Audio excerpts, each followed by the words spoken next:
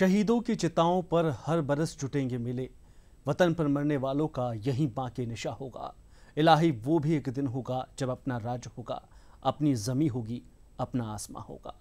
राम प्रसाद बिस्मिल जी की ये पंक्तियां सिर्फ पंक्तियां नहीं है, एक हौसला है, एक जुनून है, एक जज्बा है, जिसे लेकर माँ भारती के जवानों ने कई युद्ध जीते हैं। इन्हीं पंक्तियों के साथ मैं कुलदीप आप सभी का स्वागत करता हूं हमारे खास कार्यक्रम बीच बहस में। जिस तरह से मैंने कहा कि माँ भारती के सपूतों की आज हम बात कर रहे हैं, 61-65 का युद्ध हो, 71 की बात हो या कारगिल की बात हो, तमाम जवानों ने अपनी शहादत दी और उस शहादत की बदौलत आज हम आज़ाद हवा में आफताब देख रहे हैं। भारतीय जवानों की इस शहादत के चलते हमने कारगिल युद्ध जीता और तमाम उन पहलुओं पर हम आज चर्चा करने वाले हैं। आज चर्चा के लिए कारगिल युद्ध से जुड़े हुए तमाम पहलुओं पर हम बात करेंगे। हमारे साथ जो मेहमान जुटे हैं वो है कर्नल अनिल माथुर साहब। माथुर साहब, बहुत बहुत स्वागत है दूरदर्शन के इस मंच पे, जहां सबसे पहले तो मैं आपको धन्यवाद देना चाहूँगा क्योंकि देश आपका ऋणी है, आपकी जो सेवाएं देश को मिली है, तो सबसे पहले दूरदर्शन परिवार आपका स्वागत करता है। और जहां हम बात करते हैं कारगिल, जिसे ऑपरेशन विजय नाम दिया गया, कहीं ना कहीं इस पूरे युद्ध को हम बात करें तो इंटरनेट पर, मोबाइल पर, टीवी पर, सब जगह कई बार दिखाया भी गया है, कई बार बताया भी गया है। लेकिन हम जानना आपसे चाहेंगे कि आखिर में उस युद्ध की बात करें, कारगिल वॉर जो एक्चुअल हुआ है, वो वजह क्या रही है? क्योंकि हमने अब तक सुना है, देखा है, पहना, सब तरह की चीज़ें हुई है। आपसे जानना चाहेंगे साहब।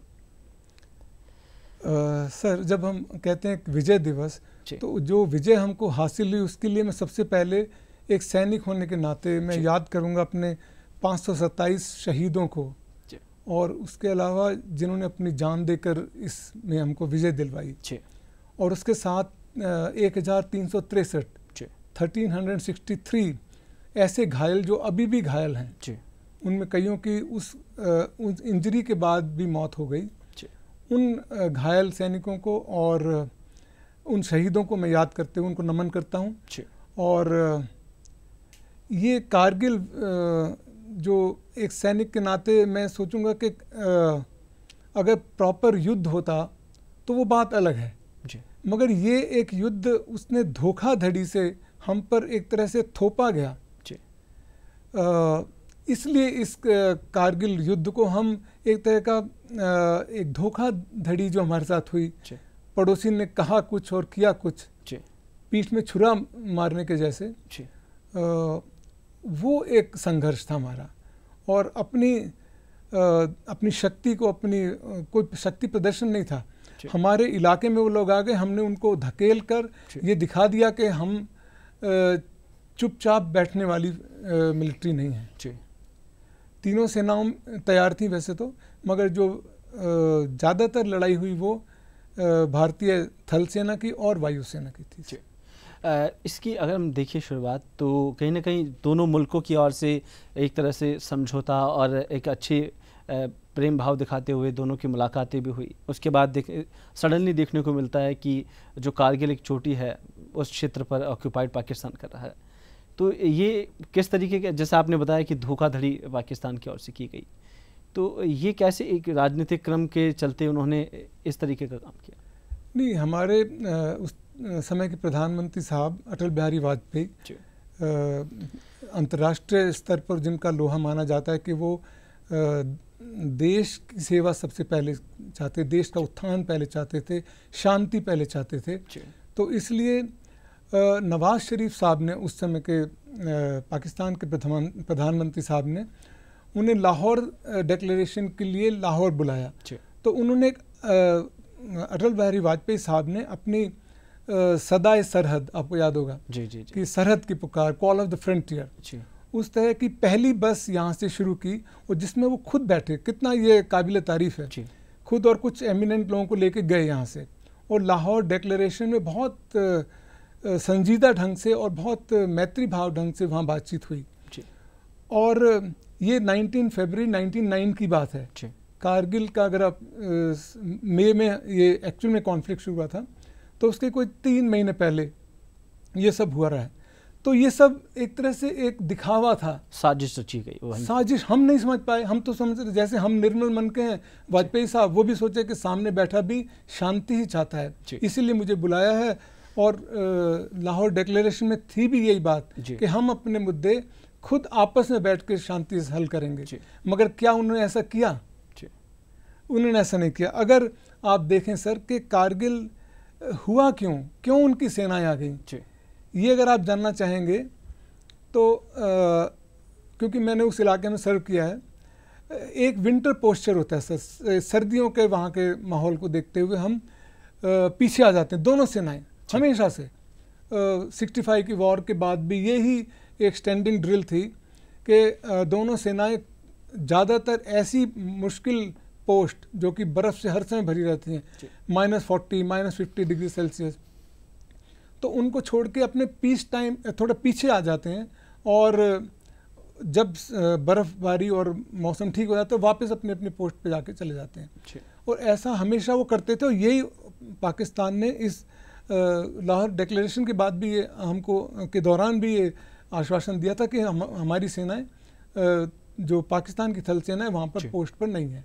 और हमने उनकी बात को मान लिया और हम भी विंटर पोस्टर में पीछे आ गए।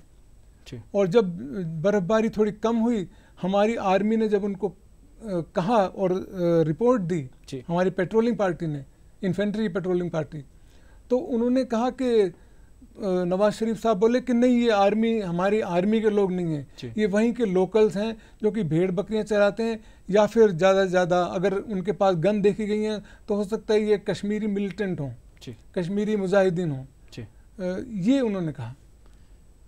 और जब हमारी पोस्ट के ऊपर देखा तो वहाँ पर वो लोग, जब हम अपनी पोस्टों पे जाने लगे तो वो फायरिंग शुरू हो गई वहाँ से, जो कि अगर वो मुजाहिदीन और बकरवाल हैं या लोकल्स हैं तो इस तरह से हमको इतने ऑटोमेटिक वेपन से और आर्टिलरी से फायर नहीं करेंगे। जी, तो 2 महीने ये युद्ध चला जो हम देखते हैं तिथियों में। तो 2 महीने की इस युद्ध के दौरान में तो ये कहा जाता है कि पाकिस्तान के पास साजो सामान तमाम चीज़ें थी, वो पहले से तैयारी करके बैठा था।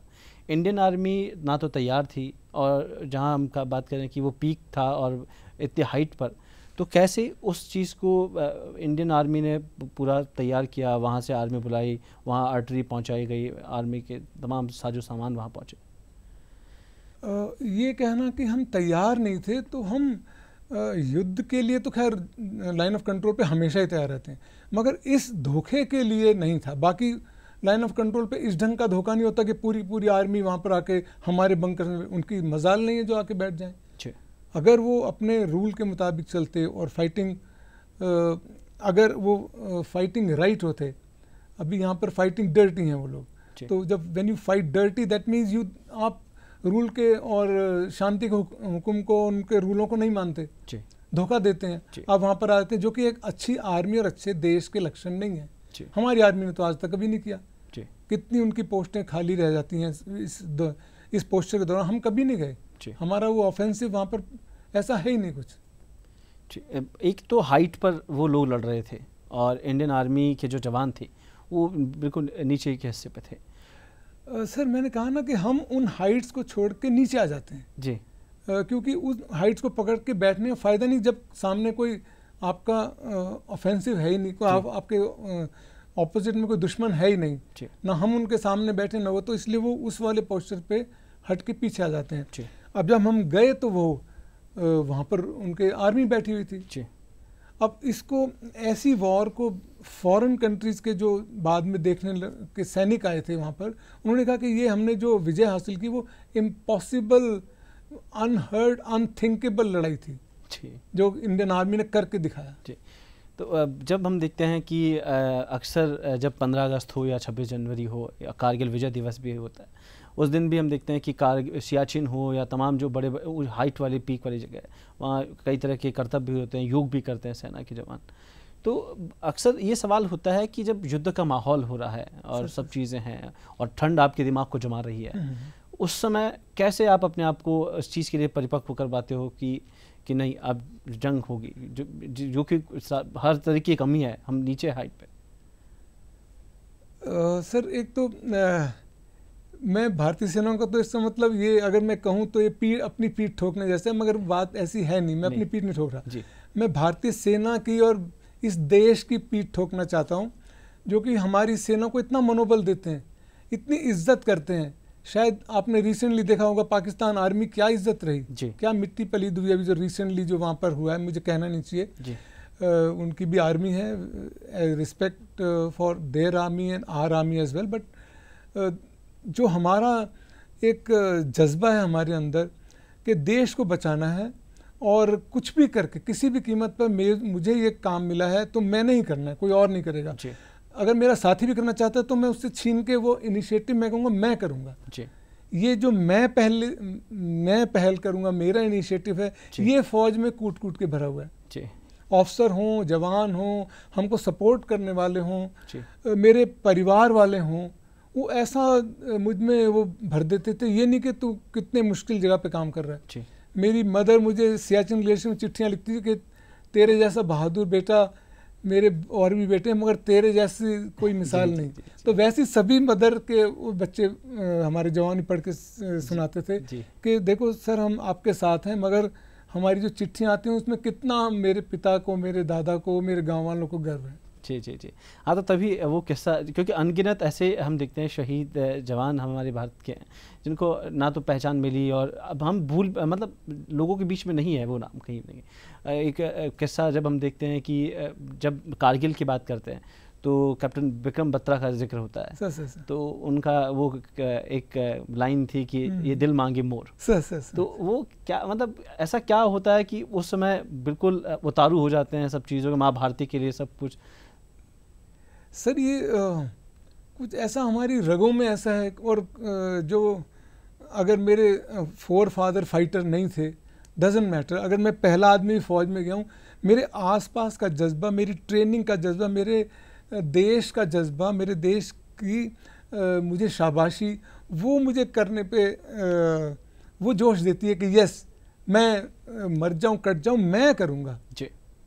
मेरे सामने दुश्मन क्यों बैठा हुआ है, ये अभी तक मुझे समझ नहीं आई। मेरे जिंदा रहने का फ़ायदा क्या? जी। अगर वो मेरे सामने जिंदा बैठा है, अगर वो ज़्यादा वो जिंदा रह गया तो वो फिर मुझे रौनते हुए मेरे देश पे चढ़ जाएगा, तो वो मैं होने नहीं दूंगा। जी, एक अक्सर सवाल होता है कि कारगिल जो वॉर हुई, 2 महीने वो वॉर हुई, दोनों देशों के बीच में लड़ाई हुई, और जहाँ सुनने को मिलता है कि कारगिल एक चोटी है, एक पहाड़ की चोटी है, इसको नाम दिया गया। तो भारत और पाकिस्तान उस चोटी के लिए इतने 2 महीने से युद्ध करे, ऐसा उस पे जगह पे क्या था? अगर वो जगह अगर भारत से आज छिन जाती, वहाँ पाकिस्तान आज ऑक्युपाइड होता, तो हमें किस तरीके का नुकसान? सर, अगर आप कारगिल की हमारे भौगोलिक स्थिति देखें, हमारे लद्दाख के उस इलाके में है कि श्रीनगर, जम्मू एंड मतलब कश्मीर का हिस्सा, और लेह, इन दोनों के लगभग बीच में कारगिल पड़ता है सर। और ये दोनों स्ट्रेटेजिक और देश की भौगोलिक स्थिति को देखते हुए भी और वॉर की स्थिति को देखते हुए दोनों बहुत इम्पोर्टेंट है, चाइना के अगेंस्ट भी और पाकिस्तान के अगेंस्ट भी, दोनों। कश्मीर को भी हमको बचाना है और लद्दाख को भी हमने 1 इंच नहीं कम होने देना है, जहाँ की दोनों पाकिस्तान और चाइना बैठे हुए हैं। तो 1984 में सियाचिन ग्लेशियर, ऑपरेशन मेघदूत शुरू हुआ सर। एक सियाचिन ग्लेशियर है, बहुत बड़ा ग्लेशियर है सर, अनथिंकेबल, उसकी वहाँ पर सर्दी होती है सर, द्रास से भी ज़्यादा ठंडा इलाका है वो। और वहाँ पर भारतीय सेना ने जाके कुछ पोस्ट ले ली, कुछ पोस्ट तो खैर उस समय नहीं थी, मगर उन बड़ी बड़ी हाइट्स को पकड़ लिया। और उसके बाद जब विंटर में जाके हमने पकड़ लिया, जब गर्मी हुई तो वहाँ के पाकिस्तान के लोगों ने, पाकिस्तान की आर्मी ने देखा कि यहाँ इंडियन आर्मी बैठी है, तो वो वहाँ पर क्योंकि लाइन ऑफ कंट्रोल नहीं है sir, line of actual control कहते हैं वहाँ पर, तो वहाँ ख़त्म हो जाती है। इसलिए आप जो हाइट पकड़ लोगे वो आपकी है। तो सियाचिन में हमने मैं भी था उस इनिशियल डेज में सर, मुझे इस बात का बहुत गर्व है सर कि मैं तब सेकंड लेफ्टिनेंट था और मैं वॉलंटियर होके गया था। हमको कहते थे हाई रिस्क मिशन, कि हाई रिस्क है ये, मर गए तो तुम्हारी जिम्मेवारी, हमारी कोई जिम्मेवारी नहीं, तुम जो इसको बचाना है हमने। तो कारगिल के दौर पे आप वहाँ सेवाएं दे रहे थे उस दौर? नहीं, कारगिल तो बहुत बाद में हुआ सर, मैं तो 85 की बात कर रहा हूँ। कि मैं इसका कारगिल की वजह बताना चाहता हूँ कि कारगिल क्यों इंटरेस्टेड था वो सियाचिन में हमने सब पकड़ लिया। बाणा सिंह ने शहीद हुए, बाणा सिंह शहीद नहीं, बाणा सिंह ने परमवीर चक्र लिया वहाँ पर, वो सब सियाचिन ग्लेशियर में हुआ। वहाँ पर भी अनथिंकेबल है सर, वहाँ पर लड़ पाना, मगर इन भारतीय सेना ने वहाँ पोस्टें रखी और वहाँ पर वो भी आ गए। तो उस जब सियाचिन पे हमारा पूरी तरह से इस समय कंट्रोल है, तो चाइना भी बौखला गया, क्योंकि उसके साथ में लगता हुआ चाइना वो पाकिस्तान से नहीं मिल सकता, हम उसके बीच में आके रोड़ा बन के आ गए। तो जब इसने कहा कि अगर मैं धोखा दे देता हूँ, वाजपेयी साहब को लाहौर डिक्लेरेशन के एक शांति का प्रस्ताव रख के उनको यहाँ बुलाते हैं, पीछे से मुशर्रफ साहब ने, उस समय जनरल मुशर्रफ थे, किसी तरह उन्होंने वाजपेयी साहब को नवाज शरीफ को समझा लिया, मना लिया या गुमराह किया कि मैं आपको कारगिल लेके दूंगा, कारगिल दूंगा तो आपका लद्दाख भी कट जाएगा, कश्मीर हम आराम से ले लेंगे जी। मैं कारगिल के उस नेशनल हाईवे को काट के रख दूंगा, और उसने किया भी कुछ समय के लिए। जैसे ये ख़त्म हुआ, विंटर पोस्चर 1998-99 का ख़त्म हुआ, तो देखा तो वो उसकी पूरी आर्मी बैठी हुई थी। अगर हम उन पोस्टों को नहीं लेते, अगर हम कहते कि ठीक है बातचीत करेंगे, समझौता करेंगे, यूएनओ के पास जाएंगे, तो कुछ नहीं मिलता सर हमको। मैं इन्फेंट्री वाला हूँ, मैं देख नहीं सकता कि मेरे भारतीय सेनाओं के मेरी जगह पे वो क्यों बैठा हुआ है, मेरे घर में क्यों बैठा हुआ है। अगर भले ही धोखा दे के आ गया, तो फिर जाके हमने एक एक पोस्ट, सर ये ऐसी लड़ाई थी कि मतलब लोग ताज्जुब करते हैं कि कैसे हमारे जवानों की गुत्थम गुत्था की लड़ाई, ऐसे बैनर से लड़ लड़ कर, बंकरों में घुस के बैनर से, संगीन से उनको मार मार कर पोस्टें जीती हैं सर, वापस ली हैं जी। उस दौर में कोई पाकिस्तान के सपोर्टिव, कोई चाइना की तरफ से किसी तरह का कोई सपोर्ट या उसमें रहा कारगिल में? वो मैं इंटरनेशनल लेवल पे तो नहीं बता सकता, मैं तो अपने जो फौजी भाई हैं जिनके साथ, जिन्होंने युद्ध के किस्से बताए उनको, और बाकी ऐसा कुछ चाइना का मूव नहीं था सर जी। चाइना पाकिस्तान आर्मी को सपोर्ट करता होगा, हथियार देकर करता होगा, मगर चाइनीज़ नहीं थे तो वो पाकिस्तानी सैनिक। जी जी जी। भारतीय सेना ने 65 का युद्ध लड़ा, 71 का लड़ा, कारगिल हुआ।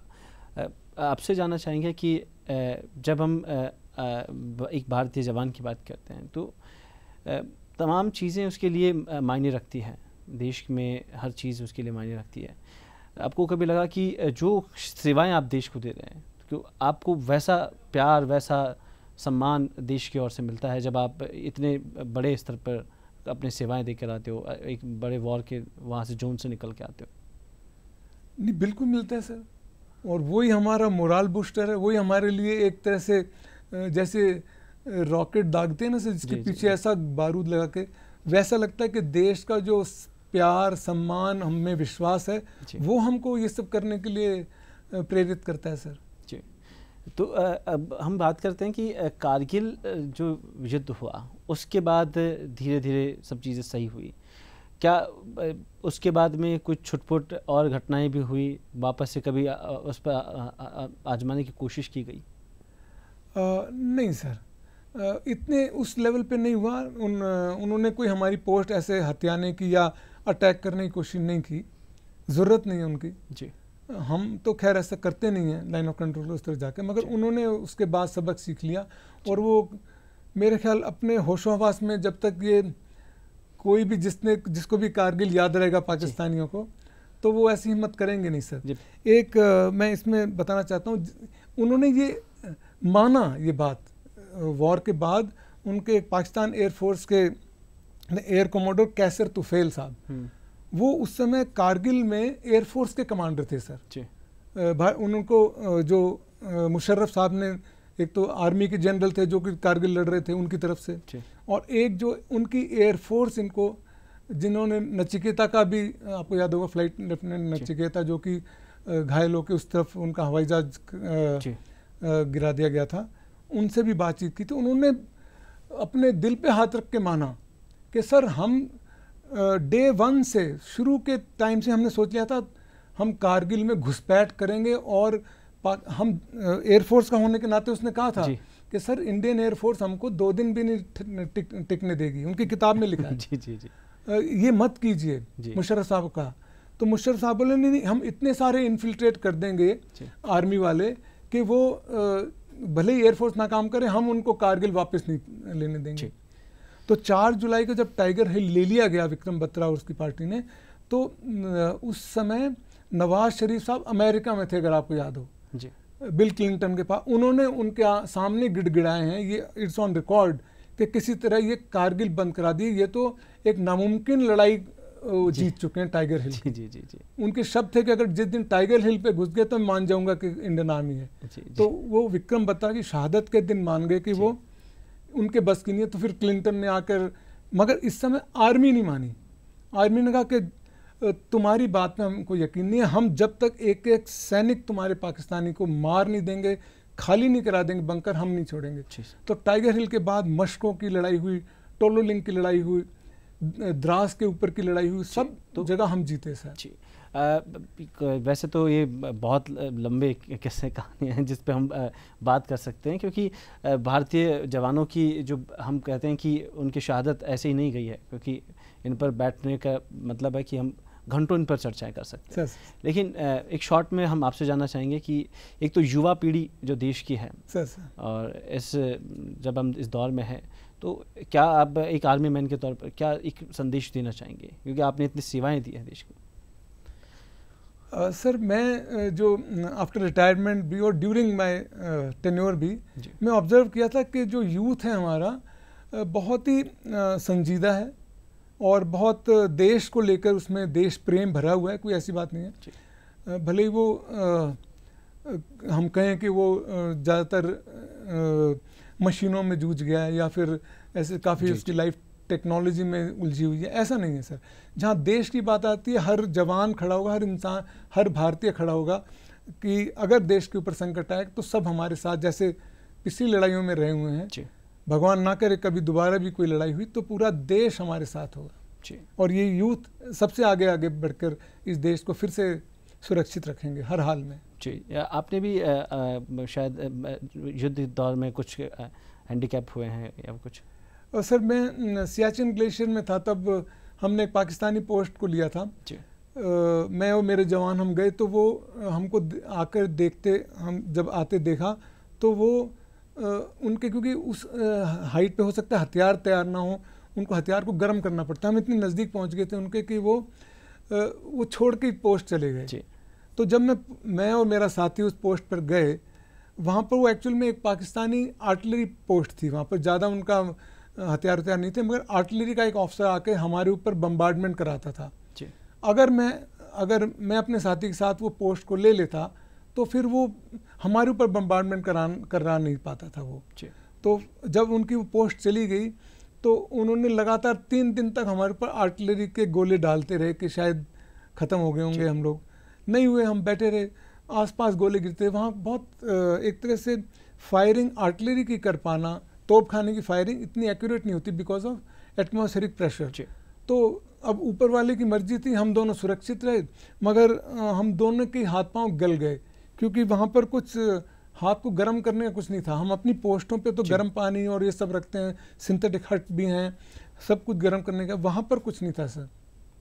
तो हम दोनों की उंगलियां गल गई, दोनों पाँव की उसकी, तो मेरी उंगली काटनी पड़ी, टो थोड़ी सी काटनी पड़ी। तो आपका भी बहुत बड़ा योगदान है। कुछ नहीं है सर। अब 85 किलो में से 5-10 ग्राम चला जाए तो क्या जाता है सर। जी तो जिस तरीके से हमने देखा कि ये कारगिल विजय दिवस देश में भी देश के कई जवानों ने इसमें शहादत देकर इस विजय दिवस को देश को सौंपा है, और भारतीय जवानों के लिए लगातार यही कहेंगे कि उनकी जो शहादत है वो कभी ज़ाया नहीं है। भारतीय संस्कृति, भारतीय लोग, तमाम लोग उनको नमन करते हैं। आज भी उनके जितना सम्मान और सत्कार भारतीय जवानों को दिया जाता है, शायद ही भारत में किसी को दिया जाता हो। तो आज हमारे साथ इस चर्चा के लिए हमारे साथ थे कर्नल अनिल माथुर साहब, और जिस तरीके से हमने बात की कारगिल दिवस को लेकर, और फिर हाजिर होंगे एक नई शख्सियत के साथ। तब तक के लिए मुझे दीजिए इजाज़त। नमस्कार।